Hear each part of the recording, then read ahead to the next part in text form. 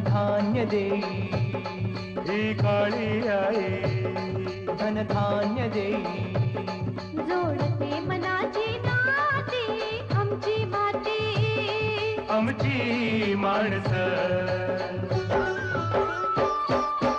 आमची माती आमची माणसं आमची माती आमची माणसं आमची माती आमची माणसं आमची माती आमची माणसं.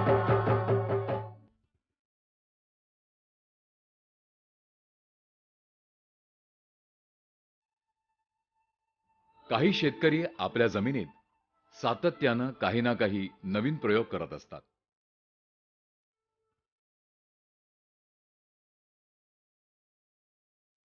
आपले प्रयोग यशस्वी व्हावेत यासाठी ते मनापासून मेहनत घेत असतात. उत्तर कोकणातील डहाणू जवळच्या कोसबाड घातालपाड्याचे केसरीनाथ लक्ष्मण सावे हे असेच एक प्रयोगशील शेतकरी असून आज वयाच्या 79व्या वर्षीही ते आपल्या शेतात वेगवेगळे प्रयोग करत आहेत. लहानपणापासून मी शेती करत आलो आहे. एकत्र कुटुंबामध्ये असल्याकारणाने शिक्षण पूर्ण झाल्यानंतर मी नोकरी व्यवसायात गेलो.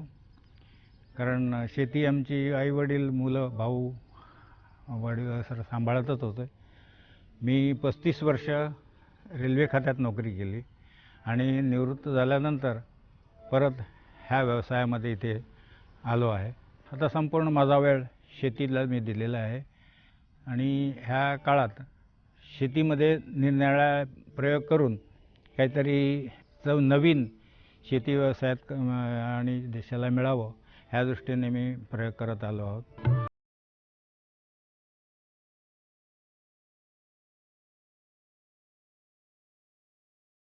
केसरीनाथ सावे यांच्याकडे असलेल्या 14 एकर जमिनीपैकी एका एकरातच भात शेती करतात. उरलेल्या जमिनीचा मोठा भाग त्यांनी फळ शेती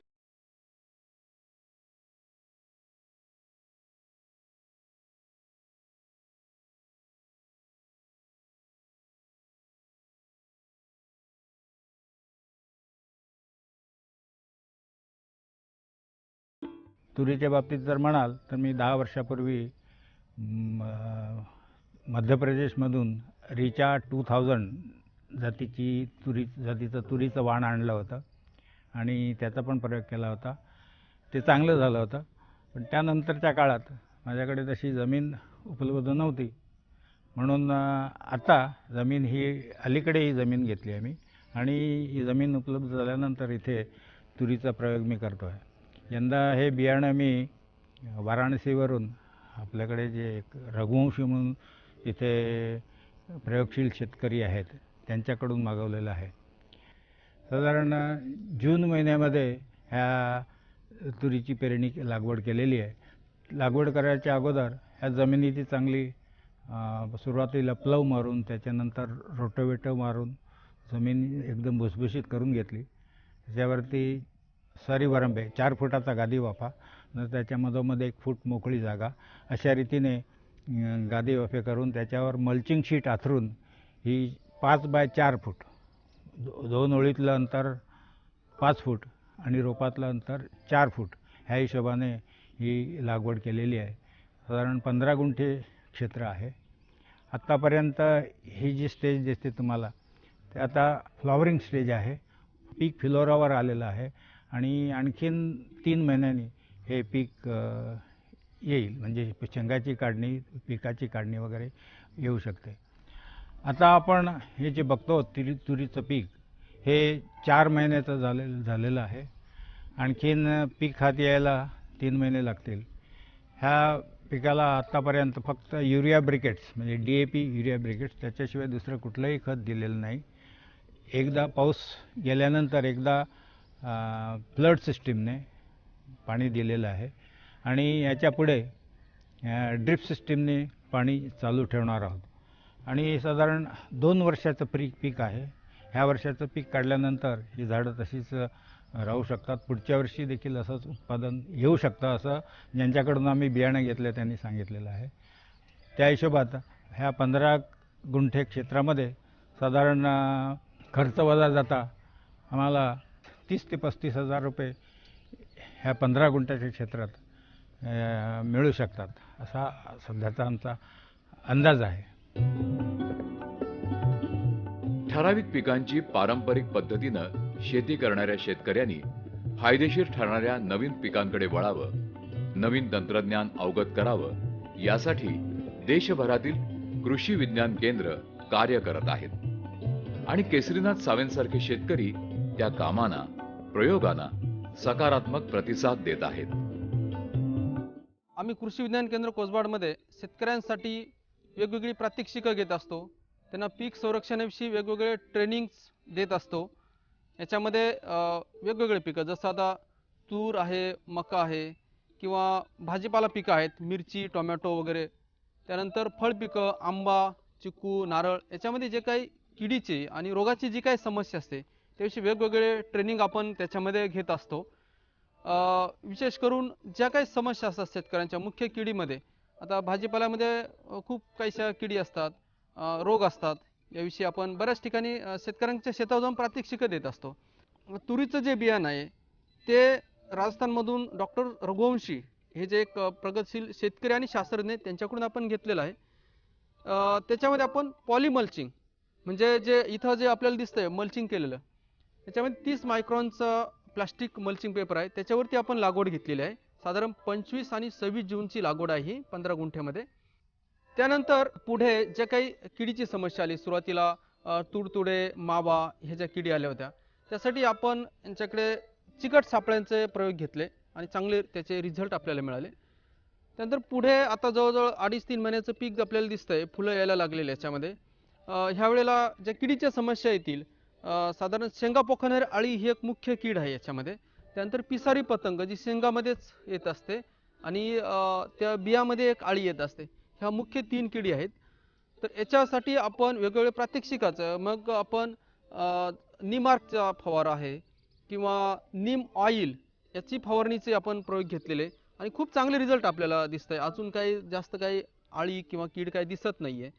पुढे शेंगा येतील त्यावेळेस आपण आपले जे शेड्यूल प्रमाणे आपण फवारणीचं हे देऊया. शिवाय याचे रिझल्ट आल्यानंतर आपण बाकी आजूबाजूचे शेतकरी असतात त्यांना पण प्रत्यक्ष दाखवतो की कसे त्याचे परिणाम आले, रिझल्ट आले, म्हणजे जेणेकरून चांगल्या टेक्नॉलॉजीचा, चांगल्या तंत्रज्ञानाचा प्रसार झाला पाहिजे. तर हा एक आपला उद्देश आहे. आजूबाजूच्या किंवा आपल्याला काही शेतकऱ्यांना जर असे काही प्रयोग बघायचे असतील काही, तर अवश्य इथे केसरीनाथ सावे यांच्या शेतावर आपण बघू शकता. काही शेतकऱ्यांना बियाणं जर लागत असेल तर ते बियाणं पण केसरीनाथ सावे आपल्याला देऊ शकतात. कारण हे जे बियाणं आपण आणलेलं आहे इथे ते राजस्थानमधील डॉक्टर रघुवंशी यांच्याकडून, आणि त्यांच्या म्हणण्याप्रमाणे हे 2 वर्ष आपल्याला पीक देत राहील. आता हे पहिलं वर्ष आहे. आता पुढच्या वर्षी जो खर्च आहे म्हणजे मल्चिंगचा खर्च किंवा लागवडीचा खर्च, बियाण्याचा खर्च हा काय होणार नाही. त्यामुळं पुढच्या वर्षी जे काय उत्पादन ते सगळं नफ्यामध्ये असेल. त्यामुळं एक शेतकऱ्यांना सांगू इच्छितो, तूर आहे किंवा भाजीपाल्याचे जे काही दुसरे काही जे प्रात्यक्षिक पाहिजे, जी काही नवीन पीक संरक्षण, जी काही माहिती आपल्याला जर हवी असेल तर आपण अवश्य कृषी विज्ञान केंद्र कोसबाड येथे येऊन आपण संपर्क साधावा, जेणेकरून ह्या चांगल्या तंत्रज्ञानाचा जास्तीत जास्त प्रसार होईल. तुरीच्या झाडांवर फुलं येऊ लागली की पिकावर अळी किडींचा प्रादुर्भाव होण्याची शक्यता असते. हे संकट वेळीच रोखलं नाही तर मात्र पीक वाया जातं आणि अपेक्षित उत्पादन मिळत नाही. म्हणूनच जागरूक राहून अळी किडींच्या नियंत्रणासाठी उपाययोजना करणं शेतकऱ्यांच्या हिताचं असतं.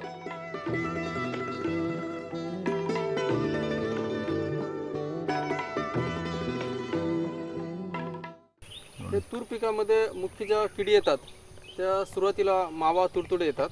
एकदा तूर मोठी झाली म्हणजे फुलं यायला लागले की मग त्याच्यावरती आळी येते, हिरवी आळी जी आपण म्हणतो ती. आता जे रस शोषणारे जे किडी त्याच्यासाठी हा चिकट सापळा आपण जो लावतो त्याच्यामध्ये बारीक बारीक तुडतुडे असतील किंवा फुलकिडी असतील, पांढरी माशी येऊन चिटकतील. असे आपण साधारण एवढ्या क्षेत्रामध्ये म्हणजे 15 गुंठ्यामध्ये साधारण एक 20 ते 22 लावू शकतो. आणि हा जो एक मोठा दुसरा सापळा आहे, कामगंध सापळा म्हणतात त्याला, ह्या सापळ्यामध्ये एक जी गोळी असते त्याच्यामुळं हिरव्या बोंडाळीचा पतंग येऊन आकर्षित होतो आणि ह्या याच्यामध्ये तो पकडला जातो. हे पतंग जर आपण पकडले नर पतंग तर मादी पतंगाला ते नर मिळत नाही, म्हणजे पुढचं जे प्रजनन आहे ते अळीचं ते होत नाही. अशा प्रकारे आपण केमिकल विरहित कीड नियंत्रण करू शकतो. याच्या व्यतिरिक्त आपण जास्त कीड असली तर आपण मग याच्यावरती नीम ऑइल आहे किंवा नीम सीड कर्नल एक्स्ट्रॅक्ट म्हणजे निमार्क आहे याची फवारणी आपण करून हे करू शकतो. एक तर फवारणी आपण मारलेलीच आहे, अजून जर गरज वाटली आपण तर मग दुसरी फवारणी आपण नीमची मारू किंवा मग दुसरं केमिकल आहेत आपल्याला रसायन आपण ते मारू शकतो, त्यानं नियंत्रण होईल. मुख्य म्हणजे हिरव्या अळीचा प्रॉब्लेम आहे, शेंगामधली अळी येते ती आहे. त्यानंतर शेंगात 2-3 प्रकारच्या अळ्या येतात, हे एक आहे. मर रोगसाठी आपण त्याला कॉपरचं ड्रिंचिंग दिलंच होतं सुरुवातीला, म्हणजे तो काय आता मरचा प्रॉब्लेम आपल्याला तसं काय वाटणार नाही. फुलावरती किंवा पानावरती खाणारं एक हा बग आहे, बारीक कीटक आहे, पण तेवढासा जे अळी इतका तरी परिणामकारक नाही तसं, म्हणजे पण मायनर पेस्ट म्हणजे त्याला. आमची माती आमची माणसं. तुरीच्या पिकावरती सुरुवातीच्या स्टेजला मावा, तुडतुडे ह्या किडी जास्त येतात, पांढरी माशी पण येत असते. ह्या किडीच्या नियंत्रणासाठी आपण काय करतो, चिकट सापळे. आता हा जो आपण बघतो पिवळा रंगाचा जो सापळा आहे याच्यावरती बारीक बारीक तुडतुडे पांढरी माशी येऊन चिटकतात, याच्यात आपल्याला काही असं दिसतात याच्यामध्ये, तर यांना एक आपल्याला नियंत्रण मिळतं. असे साधारण 1 एकरमध्ये 20 ते 25 लावायला पाहिजे. पण पीक मोठं झाल्यानंतर जेव्हा फुलं यायला लागतात, पानं फुलं वाढतात, नंतर शेंगा येणार. आता ही जी स्टेज आहे, फुलं आता यायला सुरुवात झाली, ह्यावेळेला अळीचा प्रादुर्भाव जास्त होतो. त्याच्यामध्ये हिरवी अळी जी असते त्याला हिरवी बोंड अळी किंवा शेंगामधली अळी असते ती असते. त्यानंतर अजून शेंगामध्ये दुसरी पण एक अळी असते, प्लूमोथ म्हणतात किंवा. तर ह्याच्यासाठी हे एक महत्त्वाची, तर ह्या अळीसाठी नियंत्रणासाठी आपल्याकडे कामगंध सापळे हे जे आहेत हे जर वापरले तर खूप उपयोग होतो. याचा उपयोग काय, याच्यामध्ये एक गोळी असते ज्याला लूर म्हणतात. त्या लूरकडे जो वास असतो त्यासाठी नर पतंग तिकडे आकर्षिले जातात आणि नर पतंग येऊन ह्या फनेल किंवा नरसाळ्यामध्ये येऊन ह्या पिशीमध्ये अडकतात.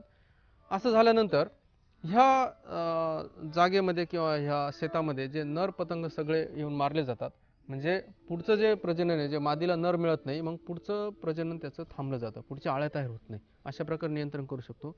हे कामगंध सापळे 1 एकरमध्ये 6 ते 7 लावले पाहिजे, म्हणजे चांगल्या प्रकारे नियंत्रण होतं. दुसरा फायदा असा की सापळे लावल्यामुळं आपल्याला कळतं की अळी येणार की नाही येणार. त्यात जर 1-2 दिवसामध्ये 2-3 जर पतंग आपल्याला आढळले तर समजायचं की आता अळीचा प्रादुर्भाव होणार आहे. मग आपण कीड नियंत्रणासाठी फवारणीची तयारी करू शकतो. आता फवारणीमध्ये आपण मला वाटतं मागच्या आठवड्यामध्ये नीम ऑइलचा फवारा घेतलेला आपण, तर त्यानं बऱ्यापैकी जरा नियंत्रण दिसतंय. पुढे जर गरज पडली, म्हणजे जर आपल्याला आळी कुठं दिसली, पतंग दिसले, तर आपण मग एखादे रासायनिक फवारणी घेऊ शकतो. आपण प्रोफेनोफास आहे किंवा डायक्लोरॉस आहे असं एखादं कीटकनाशक घेऊ शकतो. पण जास्त आपण इको फ्रेंडली ज्याला आपण म्हणतो नीम सीड कर्नल आहे, निमार्क आहे, नीम ऑइल आहे किंवा काही वनस्पतीजन्य कीटकनाशक त्याचा उपयोग करू. काही सापळे आपण आतमध्ये लावलेच आहे, त्यानं पण नियंत्रण होणारच आहे. तर अशा प्रकारे आपल्याला बऱ्यापैकी नियंत्रण होईल. दुसरं, तूरवरती मर नावाचा जो रोग येतो त्यासाठी आपण सुरुवातीला कॉपर ऑक्सिक्लोराईडचं आपण ड्रेंचिंग दिलेलंच आहे, आळवणी दिलेलीच आहे.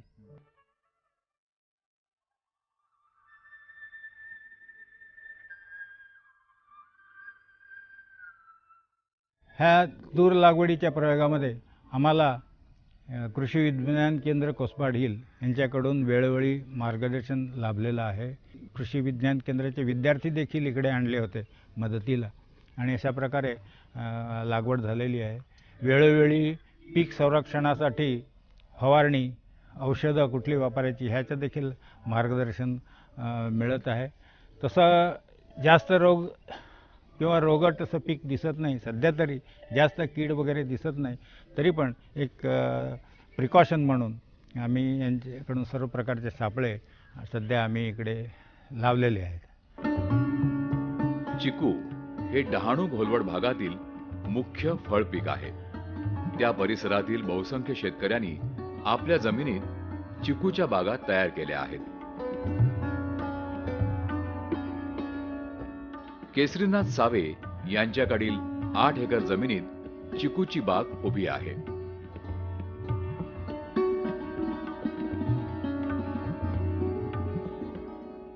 योग्य मशागत आणि जागती देखरेख यामुळे केसरीनाथ सावेंना चिकू पिकापासून चांगलं उत्पन्न मिळतं.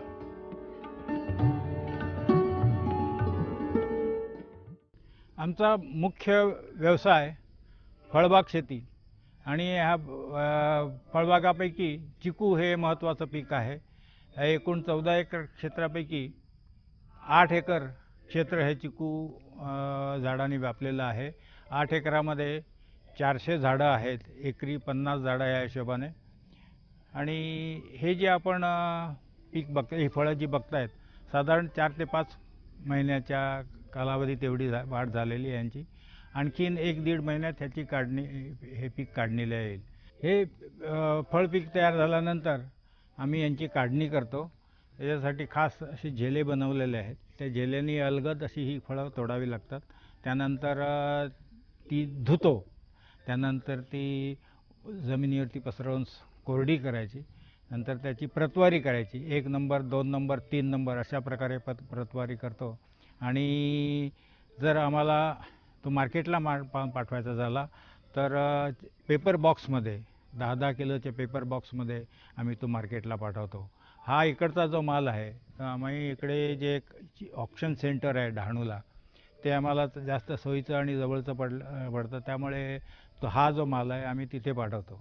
1 नंबर, 2 नंबर, 3 नंबर पोत्यामध्ये भरून 30-30 किलोचं पोतं ह्या हिशोबाने तो ऑक्शनला जातो. तिकडे ओपन ऑक्शन केला जातो. 20-25 व्यापारी तिथे येतात आणि जसा माल असेल त्याप्रमाणे ते बोली बोलून व्यापारी तो माल खरेदी करतात. आणि त्याच्यावर 10% कमिशन, दलाली, आणि थोडासा काहीतरी 28 पैसे पर किलो एवढा खर्च वजा करून आम्हाला रक्कम मिळते. वर्षभर साधारण जर याचा हिशोब केला तर वर्षाचं ॲव्हरेज आम्हाला साधारण 10 ते 11 रुपये किलो एवढा भाव पडतो. जेवढा खर्च होतो त्या हिशोबात थोडासा नफा होतो, परंतु जास्त काही मिळतं अशातला भाग नाही. कारण बाजारात जर तुम्ही ही वस्तू घ्यायला गेलात तर तुम्हाला ज्या वेळेला 50 रुपये भावाने ह्याचे बाजारात विकला जात असेल, त्यावेळेला आम्हाला फक्त 10 रुपये पदरात पडतात. म्हणजे फक्त 20% रक्कम आमच्या हातात पडते.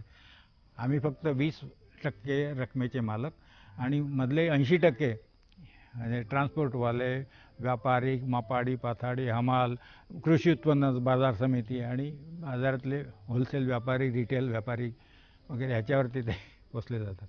आमच्या पदरात फक्त 10% उत्पन्न मिळतं.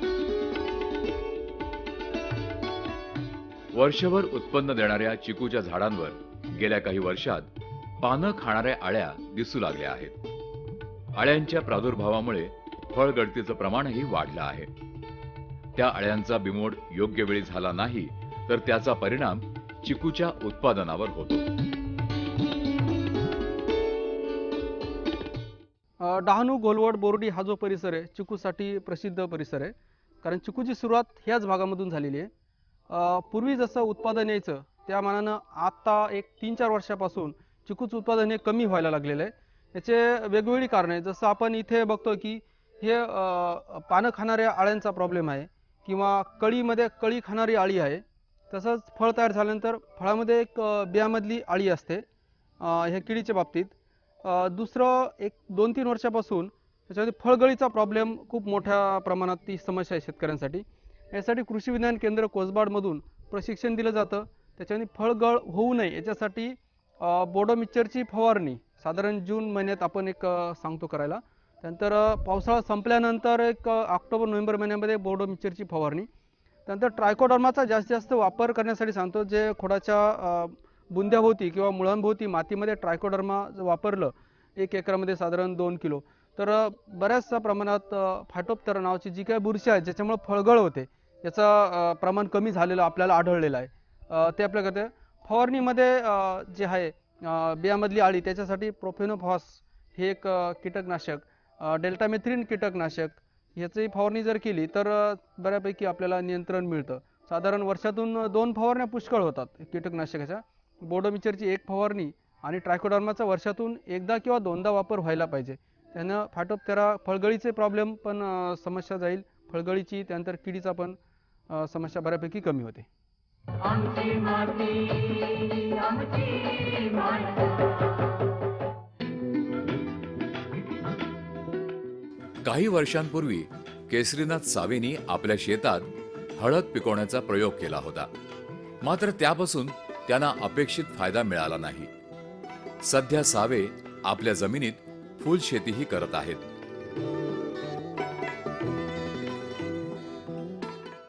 यंदा मी तिकडे जी तूर लागवड केलेली आहे त्याच्या व्यतिरिक्त 5-6 वर्षापूर्वी माझ्याकडे ही जी एक मोकळी जागा 15 गुंठे होती, त्याच्यात मी सुरुवातीला हळद लागवड केली. हळद लागवड केली, परंतु त्याचा जो अनुभव आहे तेवढा काय चांगला आला नाही. पीक उत्तम झालं, परंतु त्यावर्षी मार्केट कोसळलं. 1 वर्ष फक्त हळद उत्पन्न घेऊन मी त्याच ह्याच्यामध्ये याला म्हणतात पारस बडदेवून ही व्हरायटी आणलेली आहे. आणि थोडासा स्थानिक कागडा, ही दोन जवळजवळ सारखी आहेत, परंतु थोडासा फरक आहे. फुलामध्ये थोडासा ती कागडा जो म्हणतात तो जरा लहान कळे असतात. हा पारस जे आहे हे चांगले मोठी टपोरी कळी असते. आणि ही लागवड केली. ही पण साधारण त्याची लागवड 5 फूट बाय 2.5 फूट या अंतरावर घेतलेली आहे. वर्षातून साधारण 6 महिने फुलाचं उत्पादन मिळतं. त्याला पण ड्रिप सिस्टीमने पाणी आहे. खत व्यवस्थापन वगैरे मधून करावं लागतं. तणनाशकासाठी तणनाशक फवारणी वगैरे किंवा हाताने निंदणी खुरपणी करून घ्यावी लागते. हा माल आमचा मुंबई मार्केटमध्ये पाठवावा लागतो. ही फुलं मुंबई मार्केटमध्ये पाठवण्यासाठी पहाटे 6 ते 8 या दरम्यान याची तोडणी करावी लागते. त्याला साधारण मजूर पण भरपूर लागतात. आणि त्यानंतर कुरिअरमार्फत तो माल दादर मार्केटमध्ये जातो. आणि दादर मार्केटमध्ये आम्ही हा माल घरपोच त्या दुकानाच्या स्टॉलवरती पोचवतो. आणि जो काय बाजारभाव असेल त्याच्या 15% खर्च शेतकऱ्याकडून कापला जातो. नारळी पोफळीच्या बागा ही कोकणाची आणखी एक ओळख. केसरीनाथ सावे यांच्या शेतात 100 नारळाची झाडं उभी आहेत. मात्र काही उपद्रवी किड्यांमुळे नारळाचं उत्पादन घटण्याची शक्यता असते. नारळ पिकावरती मुख्य 2 किडी येतात. एक म्हणजे गेंडाभुंगा आणि दुसरा सोंड्याभुंगा. ह्या किडी ज्या आहेत त्या नारळाच्या पानं खातात. त्यानंतर नारळाचा वरचा जो शेंडा जो निघतो, गाभा जर खाल्ला तर नारळाचं पूर्ण झाड मरत असतं. ह्यासाठी एक केमिकल विरहित उपाय आहे, तो म्हणजे सापळ्याचा उपयोग, समूहगंध सापळा. हा जो सापळा याच्यामध्ये खालची, याला बकेट सापळा म्हणतात. खालच्या बकेटमध्ये पाणी भरलेलं असते. आपल्याला जे दिसल हे पाणी आहे. आणि नंतर हे ठेवलं आणि वरती जे झाकण आहे इथे आपण ह्या गोळी किंवा दूर लावलं, औषध लावलं आहे. या औषधाच्या वासानं, एक आहे गेंडाभुंग्याचं, दुसरं सोंड्याभुंग्याचं, हे लावल्यानंतर इथे असं लावलं की आपण हा सापळा वरती नारळाच्या झाडाच्या शेजारी एक 4 फूट अंतरावरती वरती टांगून देऊ. जिथं जो भुंगा जो असतो, गेंडाभुंगा सोंड्याभुंगा वरती असेल तरी तो इथं वासामुळे येतो आणि ह्या खिडकीतून आतमध्ये जाऊन पाण्यामध्ये पडतो. एकदा पाण्यात पडल्यानंतर त्याला वरती येता येत नाही. अशा प्रकारे आपण 1 एकरमध्ये 2 जर सापळे लावले तर मग नियंत्रण चांगलं होतं. कृषी विभागाच्या अनेक योजना आणि कृषी विज्ञान केंद्राचे कृषी कार्यक्रम हे शेतकऱ्यांच्या फायद्यासाठीच असतात. इच्छुक शेतकऱ्यांना मार्गदर्शन करण्यासाठी कृषी विज्ञान केंद्राची तज्ज्ञ मंडळी नेहमीच तत्पर असतात. चिकूचे उत्पादन वाढण्यासाठी खतांचं नियोजन असेल, पाण्याचं नियोजन आहे, किंवा कीड रोगाच्या समस्याबद्दल जे काही आपल्याला काही फवारणी करायची, याच्यासाठी काही शेतकऱ्यांना जर काही मार्गदर्शन हवं असेल तर त्यासाठी संपर्क आपल्याकडं अवश्य कृषी विज्ञान केंद्रामध्ये आमच्याशी अवश्य संपर्क साधावा. केसरीनाथ सावे यांच्यासारखे उत्साही आणि प्रयोगशील शेतकरी महाराष्ट्रातील अनेक गावात नवीनतेचा ध्यास घेऊन शेती करत आहेत. त्यांचे अनुभवी बोल शेतकऱ्यांना नक्कीच शेतीचा नवा आणि फायदेशीर मार्ग दाखवतील.